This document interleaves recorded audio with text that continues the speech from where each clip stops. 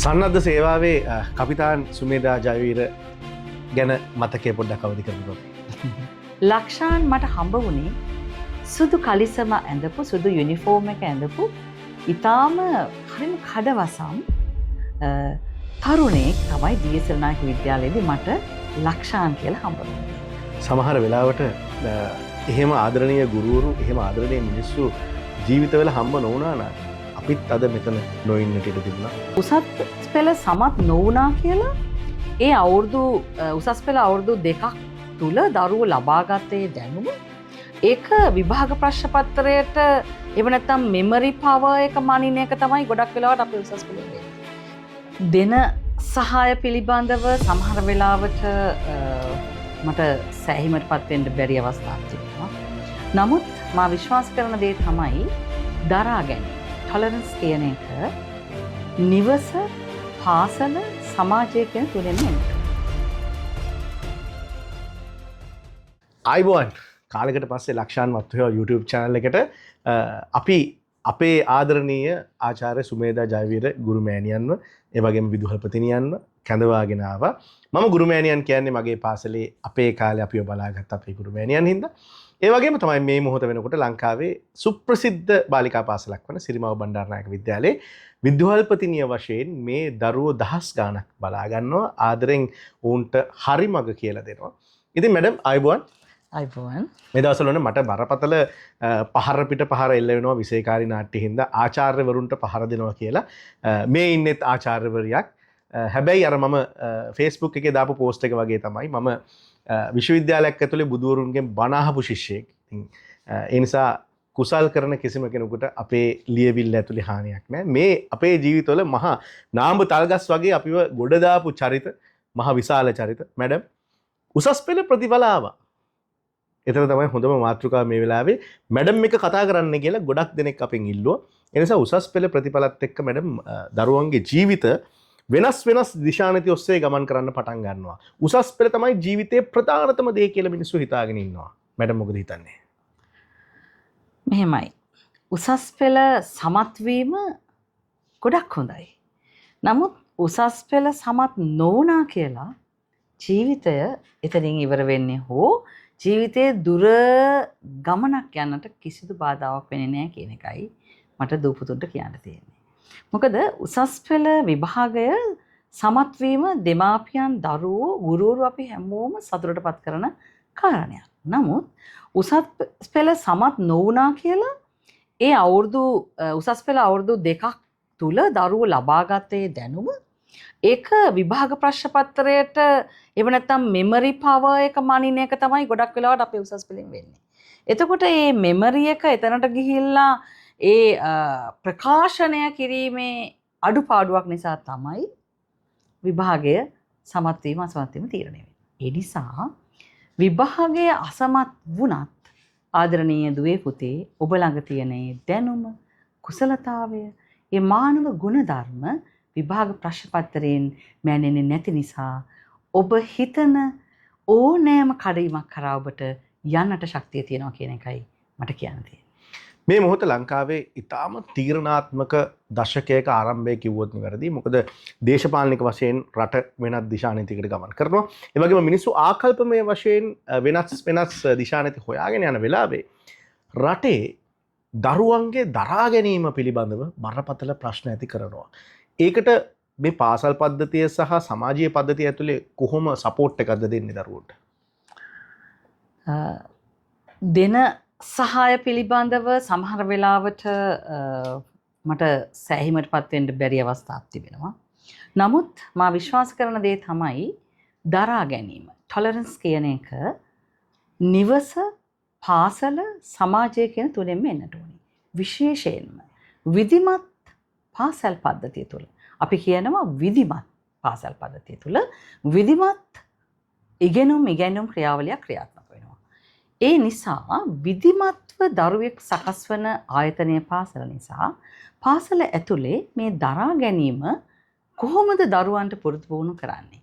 මේක ගුණාංගයක් හැටියට ජීවිතය තුළට කාවද්දන්නේ කොහොමද කියන එක අපේ ඉගෙනීම් ක්‍රියාවලිය තුළ ඉතාම හොඳින් කරන්න පුළුවන්. අවශ්‍ය වෙන්නේ ඒ සඳහා අවබෝධයක් තියෙන, ඒකට හොඳ පුහුණුවක් තියෙන ගුරුවරු. ඉතින් ඒ නිසා මේක ලොකු කාර්යයක් නෙවෙයි. අපිට අවුරුදු 5කින් හම්බ වෙන චූටි දූ පුතා ලස්සන සුදු පිරුවටයක් වගේ ඒ අයගේ හිත්. මේ සුදු පිරුවටය තුල කළුතිත් සලකුණු කරන්නේ පාසල එහෙම නැත්නම් නිවස සමාජය. ඉතින් ඒ නිසා පාසල ඇතුලේ හැකිතාක් මේ දරුවන්ට පොතපතේ දැනුමට අමතරව කොහොමද කණ්ඩායමක් හැටියට වැඩ කරන්නේ? ඒ වගේම අපි ක්‍රියාකාරකමක් කරනකොට එහෙම නැත්නම් තරඟයකට මුහුණ දෙනකොට ජයග්‍රහණය ඒ වගේම පරාජය මේ දෙකම දරාගන්නේ කොහොමද? ඒ වගේම යාළුවෝ එකට තරඟ කරලා යාළුවා දිනනකොට කොහොමද සතුටින් අත්පොඩි ගහන්නේ? කොහොමද ඒ යාළුවාගේ ජයග්‍රහණය කෙරෙහි ඊටාම සතුටින් යාට සුබ පතන්නේ? මේ දේවල් දරුවන්ට පුරුදු පුහුණු කරන්න ඕනේ. ඒකට හේතුව තමයි හැම දරුවෙක් ළඟම සුවිශේෂී දක්ෂතා තියෙනවා. ඒ නිසා ඒ තරගයේදී ඒ දරුවෝ දිනනවා. ඒ වගේම අධ්‍යාපන කඩයින් වලදී තවත් කණ්ඩායමක් දිනනවා. ඒතර අධ්‍යාපනයයි ක්‍රීඩාවයි මේ දෙකම නැති තැන කලාව. ඒ කිසිම දෙයක් නැති තැන සමාජ සම්බන්ධතා. ඒ මුකුත්ම නැති තැන තවත් සුවිශේෂී දක්ෂතායේ දරුවන්ගේ මතුවෙන්නට පුළුවන්. ඒ නිසා පුංචි කාලේ ඉඳලා දූට පුතාට උගන්වන්නට ඕනේ පුතේ ඔබ ජීවත් වෙන්නේ අතිශය විවිධාකාර වූ දක්ෂතා වලින් පිරුණු යාළුවෝ ටිකක් එක්ක කියලා. ඒ නිසා යාළුවගේ ජයග්‍රහණය දැකලා සතුටු වෙන්න පුළුවන් පුතෙක් හදන්න පාසලට පුළුවන්. ඒ වගේම යාළුවගේ දුක දැනෙන පුතෙක් දුවෙක් හදන්නට ඕනේ. මේ දෙක කරන්නට පුළුවන් අපිට ගොඩාක් ක්‍රියාකාරකම් පාසල් ඇතුලේ තියෙනවා. අපි ක්‍රීඩා කරනවා, අපි ස්පෝර්ට් මීට් කරනවා, විෂය සමගාමී වැඩ කරනවා, ක්ලබ්, සොසයිටිස් මේ හැම දෙයක්. අධ්‍යාපන ක්‍රියාවලිය තුළ මේ ක්‍රියාකාරකම් වල දරුවෝ නිරත වෙන්නේ සහතික ලබා ගන්නට නොවේ මේ දරා ගැනීම, ජය පරාජය, ඒ වගේම අන් අය ගැන හිතන දරුවන් මේ කාරණා දරුවන්ට පාසල තුලදී කියලා දෙන්නටම ඕනේ. කියලා දීම තුල තමයි අද දරුවෝ මේවා ඉගෙන ගන්න. ඒකට හේතුව අපේ කාලේ අපිට හැම තිස්සෙම හොඳ පුතෙක් දුවෙක් වෙන්න කියලා දෙන්නට ලොකු අවශ්‍යතාවයක් තිබුණේ නැහැ. හේතුව අපි ජීවත් වුණේ විස්තృత පවුලක. මොකද විස්තృత පවුලක අපි ඉස්කෝලේ යටලා ගෙදර යනකොට මගේ ආච්චම්මා, සීයා, බාප්පා, පුංචි අම්මා ගෙදර හිටියා. අම්මා තාත්තා හිටියේ නැතත්. දැන් දරුවෝ ගෙදර යනකොට ගොඩක් වෙලාවට අම්මත් නෑ තාත්තත් නෑ. සීයාච්චිලා නෑ. හරිම නියුක්ලියර් ෆැමිලි එකක්. ඒ කියන්නේ න්‍යෂ්ටික පවුලක්. මේ පවුල ඇතුලේ ජීවත් වෙන දරුවා ගොඩක් වෙලාවට කොටු වෙන්නේ බිත්ති අතරකට. ඒව නැත්තම් තාක්ෂණික උපකරණ ගොන්නකට. එහෙම නැත්තම් හිතන්නට බැරි විකාර රූපී මාධ්‍යවලට දරුවා විවෘත වෙනවා. මෙන්න මේ නිසා තමයි මේ චූටි දරු පැටියට අපි කියලා දෙන්නට ඕනේ පුතේ කොහොමද ජීවිතේ මිනිසෙක් වෙන්නේ කියලා. සාමාන්‍යයෙන් තාක්ෂණික උපකරණ වලට හිර වෙලා ඉන්න දරුවෝ අතරේ තමන්ගේ හිතට දැනෙන හැඟීම් දැනීම් අකුරු කරන දරුවෝ ඉන්නවා. සමහර වෙලාවට ඒ අකුරු කරන එක අම්මා තාත්තා ගැන කවියක් වෙන්න පුළුවන්. සමහර වෙලාවට තමන්ගේ පරිසරයේ ගහකොළ ඇලදොල සතා සිපුවා ගැන රචනාවක් වෙන්න පුළුවන්. සමහර විට නාඹර යෞවන වියේ තමන්ගේ ආකර්ශනීය කෙනෙක් පිළිබඳව ලියන ලියවිල්ලක්, පෙම් හසුනක්, එහෙම නැත්නම් කතන්දරයක් වෙන්න පුළුවන්. මේවා කොහොමද උපේක්ෂාවෙන් පාසල බාරගන්නේ? උපේක්ෂාවෙන් බාරගත යුතුයි.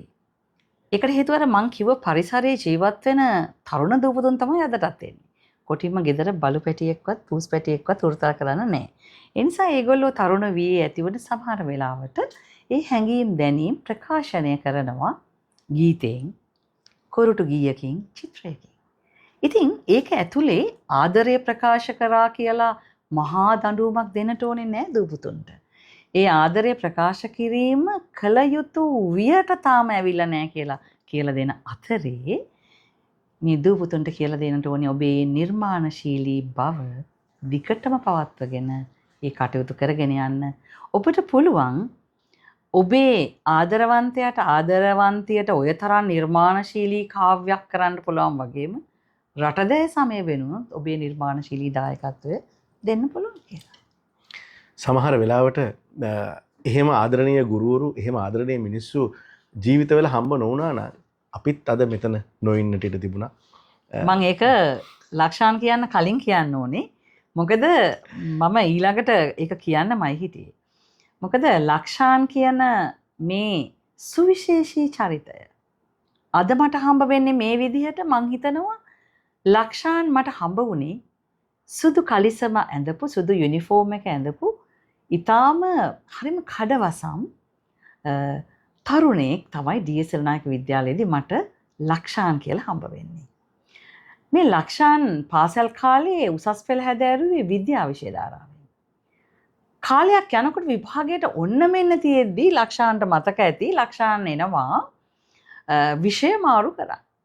මේක හරිම කලබගෑනියක්. මොකද මේ වගේ ප්‍රධාන පෙළේ පාසලක විභාගයට ඇඩ්මිෂන් දාන්න මං හිතන්නේ තාම කෙටි කාලයයි. මාස 6ක්වත් නෑ විභාගයට. ලක්ෂාන් එනවා විෂය ධාරාව මාරු කරන්න. ඉතින් ඒ විෂය ධාරාව මාරු වීමේදී එවකට හිටිය විදුහල්පතිතුමා මේ කරදරය මට තමයි දුන්නේ. එතකොට මම ලක්ෂාන්වත් එක්ක ගිහිල්ලා ඒ ගත තීන්දුව ගැන මං අදටත් සතුටු වෙනවා. මං හිතනවා ලක්ෂාන් වගේ සුවිශේෂී චරිතයක් අද මේ රටට බිහි වුණේ ඒ ගත්ත තීන්දුව නිසා කියලා මම විශ්වාස කරනවා. මේ වචන ටික තරම් සරල නෑ මේ මොහොත. ඒ කියන්නේ ඒ වෙනකොට දැන් මේ මගේ ජීවිතය ගැන කතා කරන එක නෙමෙයි මේකේ අරමුණ. හැබැයි ඒකෙන් ගන්න දේවල් තියෙනවා මේ එළිය සමාජයට මේ වෙලාව උසස් පෙර කරපු දරුවන්ට. ඒ මොහොතේ තීන්දුව කියන එක මැඩම් ලේසි පහසු එකක් නෙමෙයි. මේ සරලව මැඩම් ලස්සනට කිව්වට ඒ වෙලාවේ සෙක්ෂන් වලින් මැඩම්ට ඔබ්ජෙක්ෂන් ආවා. මේක ගන්න බෑ කිව්වා. ඊට පස්සේ මේ ළමයා මේකට අරගෙන මේ සෙක්ෂන් එකත් විනාශ වෙයිද කියලා ඇහුවා. මම එනකොට ඇහුවා ඔබ මේකෙත් විප්ලවයක් කරන්න දෙන්නේ කියලා. එතකොට මම ලක්ෂාන් වත්තුහෙව කියන චරිතය ඒ කාලේ වෙනකොට එහෙම මේ හරි සුදු අහිංසක එහෙම චරිතයක් නෙවෙයි. ඒ කියන්නේ හැම පැත්තෙම නොටෝරියස් කියන එකේ හොඳම එක. ඒ කියන්නේ ඉස්කෝලෙන් පනින, ඊට පස්සේ බාලිකා පාසල් වලට පයින්, ඊට පස්සේ ඒ ප්‍රේම සම්බන්ධතා හින්දා රටේ ලෝකේ නඩු දාගන්න, ඒ ගෑන් ළමයින්ගේ තාත්තලත් එක්ක ගහමරා ගන්න යන එහෙම චරිතයක්. ඒතර එහෙම දඩබ්බර ආලවක කෙනෙක්ව අතට ගැනීම කියන එක සහ ඒ වගකීම මට හොඳට මතකයි. මේ මැඩම් ගිහිල්ලා සෙක්ෂන් එකේ ගිහිල්ලා කිව්වා සෙක්ෂනල් හෙඩ්ට කොල්ලා පන්තිට ආවත් නාවත් ඉතුරු වැඩ ටික කරන්න මම වගකීම් බාර ගන්නවා කිව්වා. මැඩම් මතක ඇති. මැඩම් කිව්වා මම කොල්ලා පන්තියට එනවද නැද්ද කියන එක නෙමෙයි වැඩේ, මම වගකීම බාර ගන්නවා කොල්ලගේ. අද ඒ වගකීම තමයි මෙච්චර දුරකට ගේන්නේ. ඉතින් එහෙම දරුවෝ තවත් ඇති මැඩම්. අනිවාර්යෙන්ම අනිත් එක ලක්ෂාන් වඩ මතකයි. එතකොට මං ඩී.එස්.එල් නායක විද්‍යාලයේ අධ්‍යාපන සංවර්ධනය භාර නියෝජ්‍ය විදුහල්පතිනේ. ඒ නිසා මං ඒ මගේ බලය උපරිමයෙන් භාවිතා කරලා ඒ කියන්නේ ඒක නීත්‍යානුකූලද මන් දන්නේ නැහැ. ඒ කියන්නේ මැඩම් කිව්වේ මම දැන් කියන්නම් පන්තියට ආවත් නාවත් රෙජිස්ටර් එක මාක් කරන්න කිව්වා. මොකද ඇටෙන්ඩන්ස් ඕනේ. මොකද හේතුව ඒ කාලේ ඇත්තටම 80% ආම තදින් මම ඉස්කෝලෙත් එනවා. හැබැයි ඉස්කෝලේ බාහිර විෂය බාහිර ක්‍රියාකාරකම් මම කියන්නේ ඉස්කෝලේ පැනලා ගිහිල්ලා නෙමෙයි. මං ඉස්කෝලේ හිටියා. හැබැයි පන්තියට යන්න වෙලාවක් නැහැ. අපිට වැඩ තිබ්බා. ලොකු බාහිර වැඩ විතරක් නෙමෙයි. ඉතින් ඇත්තටම හරිම නිර්මාණශීලී දරුවෙක්. මම දන්නේ ඔය ලක්ෂාන් ගැන නඩු ගේනකොට මම හැමදාම හිටගත්තේ ලක්ෂාන්ගේ පැත්තේ. සමහරට ලක්ෂාන් දන්නේ නැහැ. එතකොට සමහර වෙලාවට මට චෝදනා එල්ල වුණා. එතකොට මං ඊටාම තරුණ නියෝජ්‍ය විදුහල්පතිනියක්. ඉතින් ඒ නිසා ඒ තරුණකම නිසා මම තරුණ දරුවන්ට සුවිශේෂී අනුග්‍රහයන් දක්වනවා කියලා නැහැ. තරුණකම නිසා නෙමෙයි. දැන් අද මම බොහෝ වියපත් වෙලා නමුත් මම ඒ තරුණ විය වගේම මේ වියපත් වියේදීත් තරුණ දරුවෝ දෙස ඒ අපි ඒ තරුවන්ගේ අදහස් ඒව අවබෝධ කරගෙනම තමයි ඒ තීන්දුව ගන්නට ඕනේ. මොකද මේ තීන්දුව එදා නොගත්තා නම් අද මේ වගේ සුවිශේෂී කලාකරුවෙක් මේ රටට බිහි වෙන්නේ නැහැ. ඉතින් ඇත්තටම ඒ තීන්දුව කොච්චර සාර්ථකද කියනවා නම් මං ලක්ෂාන් ෆස්ට් ඇටෙම්ප්ට් එකේම ඒ තුනක් අරගෙන කොළඹ විශ්වවිද්‍යාලයට ඇතුල් වෙනවා. ඩී.එස්.එල් නායක විද්‍යාලයේ අලුත් ඉතිහාස පිටුවක් අවුරුදු ගානකින් මම තමයි ආවේ ඒකේ. එනේ ඉතිහාසෙටම ආවේ මම. ඊට පස්සේ දිගට හරහට ආර්ට් එකේ එන්න පටන් ගත්තා පොලිවට. ප්‍රෝමෝද්දීපනය වෙනවා. ඒක මතක් වෙද්දි ඒක ලේසි නෑ ඒ හිස්ටරි එක. එතන ලොකුවටම හිටියේ මැඩම් සහ සේනානිස මතක් කරන්න ඕන අශෝක සේනානිය වගේ.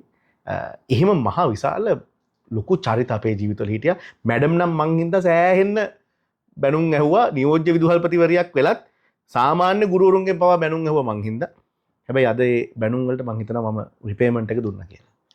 ඉතින් ඒක මම හිතන්නේ මෙහෙමයි. මානව අපේ සම්බන්ධතාවල අපිට එල්ල වෙන විවේචන අපි ගැන ඉන්න තැන හෝ නැති තැන කරන ඒ විවේචන යම් අපහාස කිරීම ඒවා ගැන අපි කලබල විය යුතු වෙන්නේ නැහැ.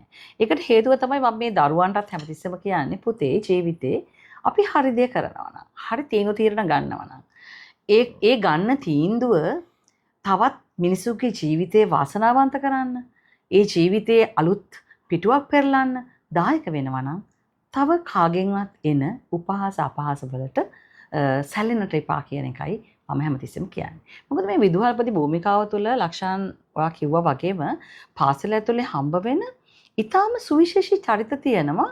සමහරවිට ගුරුවරු දකින්නේ පාසලෙන් අස් කරන්නට ඕන කියන චරිත හැටියට. නමුත් ඒ හැම දුවෙක් පුතෙක්ම ගත්තොත් සුවිශේෂී චරිතයක්. මොකද අපි විද්‍යාඥයෝ ගැන දන්නවනේ තෝමස් අල්වා එඩිසන්, එතකොට අයින්ස්ටයින් මේ ඔක්කොම ඉස්කෝලෙන් එළියට දාපු දරුවෝ. එතකොට වැඩ මිටපින්ද අපිව එළියට දාගන්න බැරි වුණා. නැත්තම් දාලා. පාසලකින් දරුවෙක් අස් කරනවා කියන කාරණාවට මම දැඩිසේ විරුද්ධ කෙනෙක්. මොකද පාසලක් කියන්නේ දරුවෝ අස් කරන තැනක් නෙවෙයි. පාසලක් කියන්නේ ඒ අඩුපාඩු තියෙන දුර්වලතා තියෙන දඟ මේ දරුවෝ හඳුනගෙන ඒ දරුවන්ට යහමග යන්න උදව් කිරීම තමයි පාසලකින් වෙන්නට ඕනේ. උසස් පෙළ මාතෘකාවට ආපහු ආවොත් මැඩම් දැන් මේ පාර රිසල්ට්ස් ආපු දරුවෝ සමහරු ඒ තුනක් අරගෙන පාස් වෙලා ඇති. සමහරු විශ්වවිද්‍යාල වරම් ලැබලා නැතුව ඇති. සමහරු ෆේල් වෙලා ඇති.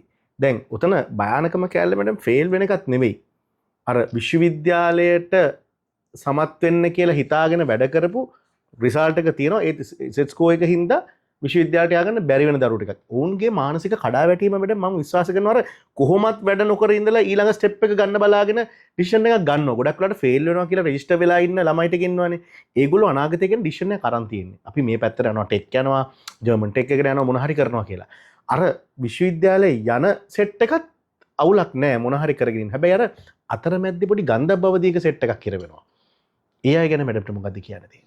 ඒ දරුවන්ට කියන්න තියෙන්නේ පුතාලට හිතෙනවා නම් දෙවෙනි අවස්ථාවට යන්න පුළුවන්. එහෙම නැත්නම් පුතාලා දන්නවද උසස් පෙළ සමත් දරුවෙකුට යන්න පුළුවන් ඕනෑ තරම් මාර්ග අද වෙනකොට තියෙනවා. ඒ නිසා ඒ මාර්ග පිළිබඳ හොයලා බලන්න පුළුවන්. ඒ හොයලා බලලා ඒ ඕනෑ මාර්ගයකට ඇතුල් වෙන්න පුළුවන්. මොකද රජයේ විශ්වවිද්‍යාල ඇරුණු විට තව පෞද්ගලික විශ්වවිද්‍යාල විශාල ප්‍රමාණයක් තියෙනවා. ඒ අයගෙනුත් දරුවන්ට උදව් කරන, ඒ කියන්නේ ස්කෝලර්ෂිප්ස් දෙන ඒ අවස්ථා ඕන තරම් තියෙනවා. ඉතින් ඒ නිසා බැංක් ලෝන්ස් එහෙමත් තියෙනව නේද මැඩම්? අනිවාර්යයෙන්ම ගොඩාක් දේවල් තියෙනවා. ඒවා හොයලා බලන්න මම හිතන්නේ මම නම් දැන් මගේ පාසල තුල මේ දරුවන්ට මේ පිළිබඳ පූර්ණ දැනුවත් කිරීමක් කරනවා. මොකද්ද කරන්න ඕනේ කියලා. දැන් අපි මේ හෙට තියෙනවා මෙවර විභාගයේ සමත් වූ දරුවන්ව ඇගීම. ඊළඟට අසමත් වූ හෝ ඒ කඩින්ම ලොයි කිව්වාගේ අර වැට උඩ වගේ ඉන්න දරුවන්ට ඊළඟට ලබන සතිය අපි ආයේ හැමුවීමක් තියෙනවා. මොකද කරන්න කියලා පොඩි ගයිඩ්ලයින් එකක් දෙන්න. මොකද ගොඩක් වෙලාවට මේ දරුවෝට හරි ගයිඩ්ලයින් එකක් ඕනේ. දෙමව්පියෝ හිතනවා දැන් අවුරුදු 18යි 17යි මේගොල්ලන්ට පුළුවන් මේ අයගේ ජීවිත ගැන තීරණ ගන්න කියලා. සමහර වෙලාවට තරුණ දූපුතුනුත් කැමති නෑ තව කෙනෙක්ගෙන් අහන්න. මොකද අපි දන්නේ කියලා හිතයි කියලා. ඒක පිළිගන්න කැමතිත් නෑනේ. පිළිගන්න කැමති නෑ. ඒ නිසා පාසලේ වගකීමක් තියෙනවා. ඒ දරුවන්ට තියෙන ඒ ඇවනියුස් ටික පෙන්වලා දෙන එක. ඒ වගේම දෙමව්පියන්ගෙත් වගකීමක් තියෙනවා දරුවෝ අසතුටටපත් නොකර සිටීම. මම කියන්නේ දරුවෙක් විභාගයේ අසමත් වුණා. එහෙම නැත්නම් අපි බලාපොරොත්තු වෙච්ච පීඨයට යන්නට බැරි වුණා. හැබැයි ඒ දරුවට කිසිම වෙලාවක දුකටපත් වෙන කතාවක් කියන්න එපා කියන එකයි මම ගුරුවරුන්ගෙන්, දෙමාපියන්ගෙන්, සමාජයෙන් ඉල්ලන්නේ. ඒකට හේතුව ඔබ දන්නවද ඔය දරුවෙක් ඔය ප්‍රතිඵලයක් ගන්න කොච්චර මහන්සි වෙනවද කියලා. ඉතින් මේ මහන්සි වෙලා Tamante ඒ ටාගට් එකට ළඟා වෙන්න බැරි වුණාට පස්සේ ඔය ලක්ෂාන් කිව්ව කණ්ඩායම ඔය කණ්ඩායම ගොඩාක් මහන්සි වෙනවා. මහන්සි වෙලා ඒ ටාගට් එකට ළඟා වෙන්න බැරි වුණාම ඒ අය ඉන්නේ හිත පීඩාවෙන්. ඒ නිසා මේ පීඩාවට අපි සතුටක් සහනයක් ලබා දෙන්නට ගොඩාක් දේවල් කරන්න පුළුවන්. ඔය හොඳටම ඇති පුතේ. ඔය කොච්චර මහන්සි වුණාද ඔකට? ඔය මහන්සි වෙලා මම දකිනවා පුතේ මෙමරි පවර් එකයි අපි ඔය මැන්නේ. මෙමරි පවර් එක මයින්වට වඩා තව ගොඩාක් මනින්න දේවල් දරුවෙක්ගේ තියෙනවා. ඒ නිසා ඒ දරුවා සමහර විට මේ ලෝකයේ දක්ෂ නිර්මාණකරුවෙක්, විද්‍යාඥයෙක්, ඒව නැත්තම් ඔන්ටර්ප්‍රනර් කෙනෙක් වෙන්න පුළුවන්. ලෝකයේම හොල්ලන ව්‍යාපාරිකයෙක් වෙන්නට පුළුවන්. ඒ නිසා සමහර විට ඒ අතරමඟ වෛද්‍ය විද්‍යාලයට ඉංජිනේරු පීඨයට යන්නට බැරි ඉතුරු වෙන දරුවෝ ජීවිතේ තවත් ලොකු ජයග්‍රහණ කරා යන්නට පුළුවන්. ඒ අයට අපි දෙන්නට ඕනේ අර මොටිවේෂන් එක. ඒ කියන්නේ ඒගොල්ලන් උත්තේජනය කරන්නට ඕනේ. ඒ අය සතුටු කරන්නට ඕනේ. තව ගොඩාක් මාර්ග මේ තරුණ ජීවිතවලට තියෙනවා කියලා. එකම කඩයිම වෛද්‍ය විද්‍යාලය හෝ ඉංජිනේරු පීඨය හෝ කළමනාකරණ පීඨය නීති පීඨය විතරක් නෙවෙයි. තව ලෝකයේ බොහෝ දේවල් සඳහා ඉල්ලුම් තියෙනවා. සන්නද්ධ සේවාවේ කපිතාන් සුමේදා ජයවීර ගැන මතකය පොඩ්ඩක් අවදි කරමුකෝ අපි. ඇත්තටම මම ආසා වුණා මේ ඒ පුහුණුව ලබන්න. ඒ නිසා 2012 වසරේදී අපි ඒ පුහුණුව ලැබුවා. මේ ඡායාරූපය ඇත්තටම මම තර්ස්ටන් විද්‍යාලයේ නියෝජ්‍ය විදුහල්පතිනිය හැටියට වෙලා ඒ නිලය ලබා ගත්තට පස්සේ පළමුවෙන්ම ඉස්කෝලේට යුනිෆෝම් ඇඳලා ආපු දවස එදා තර්ස්ටන් විද්‍යාලයේ ඉතාම හොඳ පිළිගැනීමක් තිබුණා. දරුවන්ට හරි සතුටක් තිබුණා මම මේ යුනිෆෝම් එකෙන් එනකොට. ඉතින් මං හිතන්නේ මේ හැම දෙයක්ම මේ විදුහල්පති ජීවිතය පොහොසත් කරන්න දායක වුණා කියලා. අපි පුහුණුව එහෙමත් ලැබෙන්නේ නැති නේද? අනිවාර්යයෙන්ම අපි පුහුණුව ඒ සියලුම අවි දරන්න, එතකොට ඉලක්කයට වෙඩි තියන්න, ඊළඟට සතුරන්ගෙන් බේරිලා කොහොමද තමන්ගේ ජීවිතය රැකගන්නේ, මේ හැම දෙයක්ම. ඒ විතරක් නෙමෙයි, ඇත්තටම ගොඩක්ම මේ දරා ගැනීම. ලක්ෂාන් කිව්වේ දරා ගැනීම. මේ ටොලරන්ස් කියන එක ළමයින්ට විතරක් නෙමෙයි, වැඩිහිටියෝ අපි හැම දෙනාටම තියෙන්නට ඕනේ. ඔබ හිතනවාද අපේ වගේ රටක ටිකක් ඉහළ තනතුරකට යන්න හොඳ දරා ගැනීමක් තියෙන්නට ඕනේ. ඒ නිසයි දරුවන්ට අර පුංචි කාලේ මේ දරා ගැනීම පුරුදු පුහුණු කරන්න ඕනේ කියලා මම කිව්වේ. නැත්තම් මේ දරුවෝ විශ්වවිද්‍යාලයට ගිහිල්ලා ජීවිතේ වරද්ද ගන්නවා. ඒ වගේම වෛද්‍යවරු වෙලා සිවිදි විහාන කරගත්ත චරිත තියෙනවා. ඉතින් ඒ කියන්නේ අපිට හිතෙනව නේද මොන තනතුරකට ආවත් ඒ තුනක් කරන් විශ්වවිද්‍යාලයට ගියත් අර මිනිසෙක්ගේ ජීවිතේ ලබන්නට තියෙන්නට ඕන ක්වොලිටිස් ටිකක් තියෙනවා. දරා ගැනීම, ඉවසීම, අන් අය ගැන හිතීම. ඒ මානව ගුණධර්ම ටිකත් එකතුව තමයි ඒ කුසලතාවයන් එහෙම නැත්නම් දක්ෂතාවයන් දරුවන්ට ලැබෙන්නට ඕනේ, පුද්ගලයෙකුට ලැබෙන්නට ඕනේ. කොයි තරම් අපි අද මම මේ රටේ දකින මේ කඩාවැටීම මම හිතන්නේ හේතුව අපිට සල්ලි නැති නිසාවත් උගත් බුද්ධිමත් මිනිස්සු නැති නිසාවත් නෙවෙයි. අපි දුප්පත් වෙලා තියෙන්නේ යහ ගුණ පිරිණු මිනිසුන් අඩු නිසායි. මම විශ්වාස කරන්නේ ඒ නිසා. යහ ගුණ පිරිණු මිනිසුන් ශාල ප්‍රමාණයක් රටක ඉන්නවා නම් රටක් සංවර්ධිත රටක් බවට පත් කරගන්නට හරිම පහසු වෙනවා. සමහරට ලක්ෂාන් අහලා ඇති මේ සිංගප්පූරුව කොහොමද අන්ත දුගී දුප්පත් රටක වෙලා ඉඳලා ලෝකයේ පළවෙනි ලෝකයේ සුවිශේෂී රටක් බවට පත්වෙච්ච හැටි හාවර්ඩ් කෙනඩි යුනිවර්සිටි එකේ කිෂෝ ඒ කියන්නේ පබ්ලික් පොලිසි ඩීන් කතා කරලා එයා කියනවා මගේ විශ්වවිද්‍යාලයට එන සෑම ජාත්‍යන්තර ශිෂ්‍යයෙකුට මම දෙන්නේ එකම දේශනයක්. ඒ තමයි මම සිංගප්පූරුවේ ඉපදෙනකොට අපි ඉතා දුගී දුප්පත් රටක්. මම ඉපදුනේ පැල්පතක. මට ප්ලෂ් ටොයිලට්ස් තිබුණේ නැහැ. මාව මගේ දෙමව්පියෝ සිංගප්පූරුවේ අපේ පැල්පත කිට්ටුව ඉස්කෝලේකට දැම්මා. මගේ බර කිරුවා ප්‍රින්සිපල් මාව ගිය දවසේම.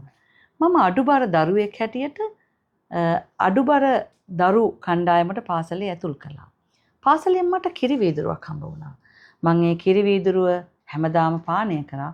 අද මම හිතන්න බැරි තැනකට දියුණු වෙච්ච රටක ජීවත් වෙන පුරවැසියෙක්. මම ඉපදෙනකොට තිබ්බ රට කොහොමද මෙහෙම වුණේ කියලා මම විශ්වවිද්‍යාල දරුවන්ට කියලා දෙනවා. ඒ තමයි සිංගප්පූරුවේ ජයග්‍රහණයේ රහස. මම වාක්‍ය 3කින් කියලා දෙනවා. ඒ තමයි 1 සුදුස්සාට සුදුසුතැන් ලබා දීම. මෙරිටොක්‍රසි කියන එක. දෙවනි රහස හොඳම ක්‍රමවේදය භාවිතා කරන එක. ඒ කියන්නේ මට වැඩිම කමිෂන් එක එන එක නෙවෙයි, මගේ යාළුවට වැඩිම කමිෂන් එක එන එක, ඥාතියට කමිෂන් එක නෙමෙයි රටට අවශ්‍ය දේ. ඒ තමයි මෙරිටොක්‍රසි හොඳම ක්‍රමවේදය කියන එක. ඒ වගේම එයා කියනවා අපි එයා ඉංග්‍රීසියෙන් කියනවා මේ we don't worry about the cat is black or a cat is white. Whether the cat catches mice, we use it කියලා. එහෙමයි කියන්නේ. හරිනේ. එතකොට එහෙම තමයි රට අරගෙන ගියා කියන්නේ. ඊළඟට අවසාන රහස හැටියට එයා දකින්නේ අපේ රටේ මන් තවමත් සොයා යන අවංකභාවය. honesty කියන එක. ඉතින් ඒ නිසා ලක්ෂාන් මම අපේ රටේ දූ පුතුන්ට දෙන්නට පුළුවන් අද දවසේ මං කැමති පුතේ මෙරිටොක්‍රසි, ඒ කියන්නේ සුදුසුතර සුදුසුතැන් ලබා දීම, ප්‍රැග්මැටිසම්, ඒ කියන්නේ හොඳම ක්‍රමවේදය පාවිච්චි කිරීම, ඒ වගේම honesty අවංකභාවය. මෙන්න මේ තුන පාසලෙන් එළියට යනකොට අපේ ජීවිතයට කිඳා බස්ස ගන්න පුළුවන් නම් අපි ජීවත් වුණට වඩා ලස්සන රටක ලක්ෂාන් අපේ දරුවෝ ජීවත් වෙයි. සබරගම විශ්වවිද්‍යාලයේ දරුවෙක් සේදී වෙනසාගෙන තියෙනවා. අපි ඒ ගැන කතා කරන්නේ නැහැ ඇත්තටම. ඒ දරුවව එහෙම පීඩනයට ලක් කරපු දරුවෝ ටිකක් දැන් ඉන්නවා. ඒ දරුවෝ නවකවදය ලබා දීලා තියෙන්නේ වැසිකිළියක ප්‍රශ්නයකට කොට කලිසමක් අදන් ගියා කියලා. ඉතින් ඒ දරුවන්ටත් කොතනක හරි වැරදිලා ඇති. නවකදය දීපු දරුවන්ට කොතනක හරි වැරදිලා ඇති. මේ සියලු පද්ධති වලට උත්තරය මැඩම්ගේ අවසාන කතාව ඇතුලේ තිබුණා. මැඩම් කිව්වා සුදුස්සාට සුදුසුතැන දීම, ඊට පස්සේ අවංකකම, සුදුසු ක්‍රමවේද භාවිතා කිරීම. මම අර කපිතාන් සුමේදා ජයවීර ගැන මතක් කරේ මුකුත් නිසා නෙමෙයි. කකුලෙන් අදින කකුල් මාට්ටු දාන ඇදකුද කියන සහ ප්‍රශ්න ඇති කරන ඕනම කෙනෙකුට hina වෙලා උත්තර දෙන්න මැඩම්ගේ දරා ගැනීම තියෙනවා කියන එකත් මතක් කරන ගමන් මැඩම් අපි ඉදිරියේදීත් ආපහු කාල වේලාව තියෙන විදිහට කොහොම හරි තව ටිකක් අදහස් ටිකක් අපේ රටේ දරුවන්ට ලබා දෙමු. මොකද ලක්ෂාන් මත්තුහේවා YouTube channel එක ඇතුලේ දේශපාලනය, කලාව, සංස්කෘතික කාරණා සහ අධ්‍යාපනික කාරණා වලට සුවිශේෂී ඉඩක් ලබා දෙනවා.